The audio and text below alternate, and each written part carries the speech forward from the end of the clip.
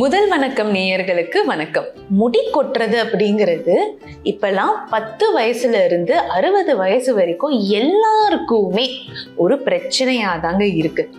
முடி இருக்கும்போது அதை நம்ம நல்லா பார்த்துருக்கவே மாட்டோம், அதுக்கு ஒரு அட்டென்ஷன் கூட கொடுத்துருக்க மாட்டோம். ஆனால் அது கொட்ட ஆரம்பிக்கும் போது தான் நமக்கு ஒரு பயம் வர ஆரம்பிக்கும்.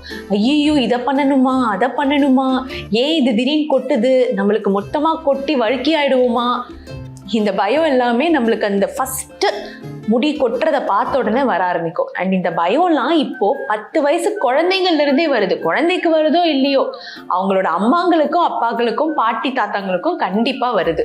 ஸோ ஒரு முடி 2 முடியே இன்ஃபேக்ட் 10 to 50 ஹேர்ஸ் கொட்டினா கூட ஒரு நாளைக்கு நீங்க அதை பார்த்து பயப்படணும் அப்படிங்கிற அவசியம் கிடையாது.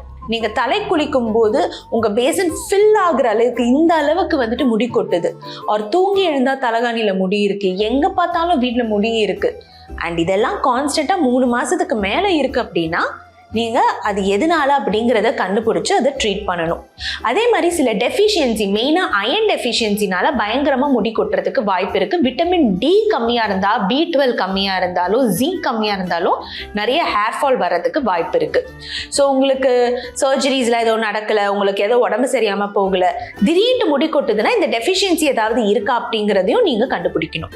அதே மாதிரி ஸ்ட்ரெஸ், ரொம்ப நாள் தூங்காம இருந்திருக்கீங்க, டே அண்ட் நைட் ஒர்க் பண்ணியிருக்கீங்க, உங்களுக்கு இனஃப் டைம் டு ரெஸ்ட் கிடைக்கவே இல்லை அப்படின்னா அதனாலையும் முடி கொட்டும். ஏன் நீங்க ஷிஃப்ட் பேசிஸ்ல வேலை பார்க்குறீங்க, திடீர்னு நைட் ஷிஃப்ட் பார்க்க ஆரம்பிக்கிறீங்கனாலும் முடி கொட்டும்.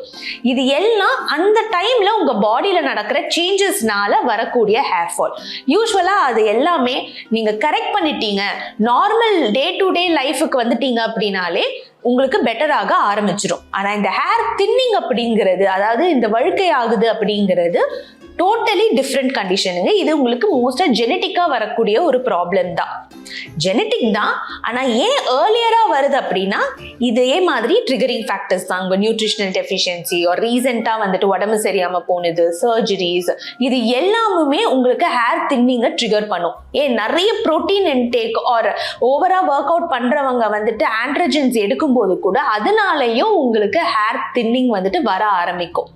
இதெல்லாம் எப்ப ஆரம்பிக்கும் அப்படின்னா உங்களுக்கு ஆல்ரெடி அந்த ஜீன் இருக்கு அப்படின்னா இது எல்லாம் வெறும் தூண்டுதல் ஃபேக்டர் தானே தவிர அந்த ஜீன் தான் முக்கியமான ஒரு விஷயம்.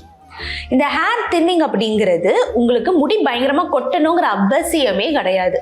ஆனா கொஞ்சம் கொஞ்சமா பார்த்தீங்கன்னா உங்க ஹேர் லைன் ரிசீட் ஆகிட்டே போகும், உங்க ஸ்கேல்ப் ரொம்ப ப்ராமினெண்டா தெரிய ஆரம்பிக்கும். ஃபீமேல்ஸ்ல இந்த பார்ட்டிஷன், இங்க இருக்கிற பார்ட்டிஷன் வந்து கொஞ்சம் வைடாக ஆரம்பிக்கும். மேல்ஸ்ல யூஸ்வலா இந்த சென்டர் போர்ஷன்ல முடி கொஞ்சம் கொஞ்சமா கம்மியாக ஆரம்பிக்கும். ஆனா நீங்க யோசிச்சு பார்த்தீங்கன்னா உங்களுக்கு ரொம்ப முடி கொட்டின மாதிரி உங்களால ரிலேட்டே பண்ண முடியாது. ஆனா இது உங்களோட ஹேர் ஸ்ட்ராண்ட்ஸ் வந்துட்டு திக்கா இல்லாம ஸ்லோவா தின்னாக ஆரம்பிச்சிருது. அது மட்டும் இல்லாம அது இம்மெச்சூரா ஆயிடுது, அதாவது ஒரு பாயிண்ட்டுக்கு மேல அது வளர மாட்டேங்குது, பேபி ஹேர்ஸ் மாதிரி ஆயிட்டு அதே இடத்துல அங்கேயே அப்படியே இருக்கும். இது ஏர்லியரா நீங்க ட்ரீட் பண்ணும்போது அதை உங்களால வளர வைக்க முடியும். ஆனா ரொம்ப வருஷமா அது அப்படியே இருக்கு அப்படின்னா அது ஸ்கார் ஆயிட்டு திரும்ப வளர்றதுக்கு வாய்ப்புகள் ரொம்ப ரொம்ப கம்மி. இது இல்லாம நம்ம டெய்லி பண்ற சில விஷயங்கள் கூட நம்மளுக்கு ஹேர் ஃபால் கொடுக்கலாம். ஆனா அது ஹேர் ஃபால் கிடையாது, அது ஹேர் பிரேக்கேஜ். அதுல முக்கியமான ஒரு விஷயம் நம்ம ஒழுங்கா தலை வாராதது, இல்ல ஓவரா வாடுறது.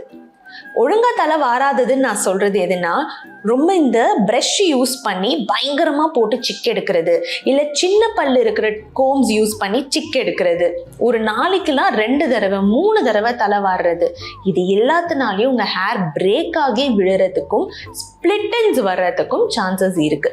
உங்க ஷாம்புவை சூஸ் பண்றது ரொம்ப முக்கியமான ஒரு விஷயம். நான் இருக்கிற ஏதோ ஒரு ஷாம்பு எடுத்து யூஸ் பண்ணிக்கிட்டேன், பேபி ஷாம்பு மைல்டு தான் அப்படின்னு நினைச்சு அதை எடுத்து யூஸ் பண்ணிக்கிட்டேன் அப்படின்னீங்கன்னா உங்க ஹேர் இன்னும் தான் டேமேஜ் ஆக போகுது. ஏன்னா பேபி ஷாம்பூஸ் மைல்டு கிடையாது.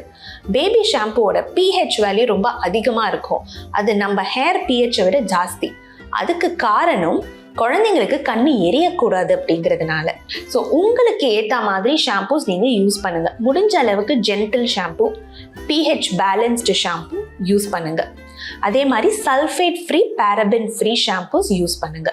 கண்டிஷனர் அப்படிங்கிறது ரொம்ப ரொம்ப முக்கியம். ஏன்னா நீங்கள் ஷாம்பு பண்ணதுக்கு அப்புறமா உங்கள் ஹேர் ரொம்ப ட்ரையாக, உங்கள் கியூட்டிகல்ஸ் ஃபுல்லாக ஓப்பனாக இருக்கும். இதனால ஒரு ஹேருக்கு நடுவில் ஃப்ரிக்ஷன் ரொம்ப ஜாஸ்தியாகும். அதனால தான் உங்கள் ஹேர் பிரேக் ஆகுறது, அதனால தான் அந்த ஸ்பிளிட்டன்ஸ் வர்றது, இது எல்லாமே நடக்கும். அதே மாதிரி ரொம்ப இழுத்து பின்னல் போடுறது, இல்லை ரொம்ப தூக்கி வந்துட்டு ஒரு குடுமி போடுறது அப்படிங்கிறதையும் அவாய்ட் பண்ணுங்க. நீங்கள் இந்த இடத்துல உங்கள் ஹேரை இழுக்க இழுக்க இழுக்க இங்கே இருக்கிற அந்த குட்டி குட்டி ஹேர்ஸ் எல்லாம் கம்மியாயிடும். உங்களுக்கு ரொம்ப பின்னாடி போன மாதிரி இருக்கும். உங்கள் ஹேரை மெயின்டைன் பண்ணுறது அப்படிங்கிறது உங்கள் கையில் தாங்க இருக்குது. ரொம்ப ஹேர் ஃபால் இருந்தால் பயந்து இதை பண்ணலாமா அதை பண்ணலாமான்ட்டு இல்லாமல், உங்களுக்கு பயம் இருக்குன்னா அது ஏன் வருது அப்படிங்கிறத முதல்ல கண்டுபிடிச்சு அதை ட்ரீட் பண்ணிங்கனாலே உங்கள் ஹேர் ஃபால் நின்றுடும். இன்னைக்கு ஏன் நம்ம ஹேர் ஃபால் வருது, அதுக்கு என்னென்ன பண்ணலாங்கிறத பார்த்தோம். இன்னொரு ஹலோ டாக்டரில் வேற ஒரு டாபிக் பற்றி பேசலாம்.